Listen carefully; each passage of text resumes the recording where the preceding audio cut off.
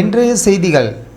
August 1 முதல் நடைமுறைக்கு வரும் முக்கிய மாற்றங்கள், மக்கள் கட்டாயம் அறிய வேண்டிய தகவல்கள்.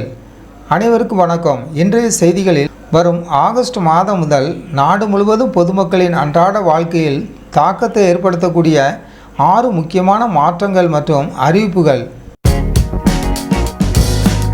அன்றாட வாழ்க்கையில் தாக்கத்தை ஏற்படுத்தக்கூடிய முக்கியமான மாற்றங்கள் மற்றும் அறிவிப்புகள் குறித்து விரிவாக பார்க்க இருக்கிறோம்.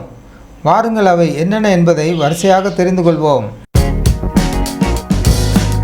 ரயில் பயணிகளுக்கான புதிய தக்கல் டோக்கன் முறை.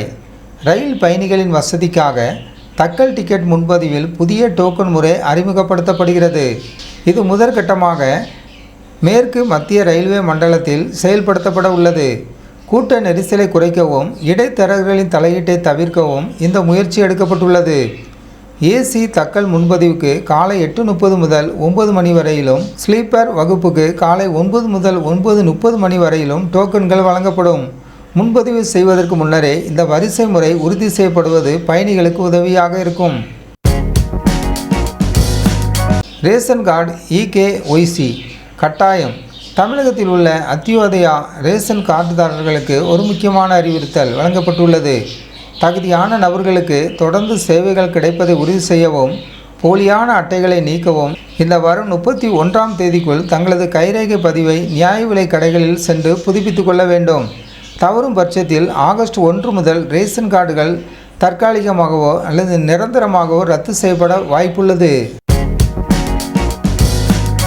வங்கி மற்றும் நிதி நிறுவனங்களில் புதிய கேஒய்சி நடைமுறை. நிதி பரிவர்த்தனைகளில் பாதுகாப்பை அதிகரிக்கும் நோக்கில் வங்கிகள் மற்றும் காப்பீடு நிறுவனங்களில் புதிய கேஒய்சி முறை அமலாகிறது. இதன் மூலம் வாடிக்கையாளர் ஒரு முறை ஒப்புதல் அளித்தால் மத்திய பதிவேட்டில் உள்ள தகவல்களை பயன்படுத்தி எளிதாக கணக்குகளை தொடங்கவோ அல்லது புதுப்பிக்கவோ முடியும். இது நிதி மோசடிகளை தடுக்க பெரிதும் உதவும் என எதிர்பார்க்கப்படுகிறது. பிஎஃப் பணம் எடுக்க புதிய வசதி. தொழிலாளர் வருங்கால வைப்பு நிதி சந்தாதாரர்களுக்கு மகிழ்ச்சியான செய்தி.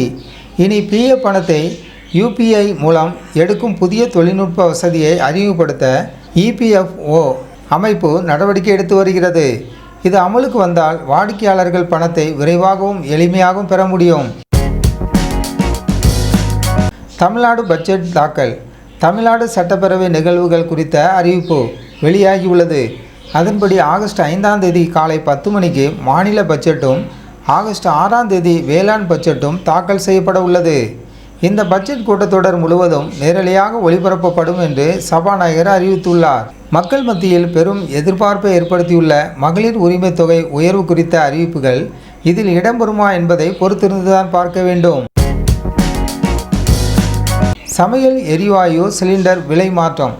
ஒவ்வொரு மாதமும் முதல் தேதியன்று சமையல் எரிவாயு சிலிண்டர் விலையை எண்ணெய் நிறுவனங்கள் ஆய்வு செய்து மாற்றங்களை அறிவித்து வருகின்றன.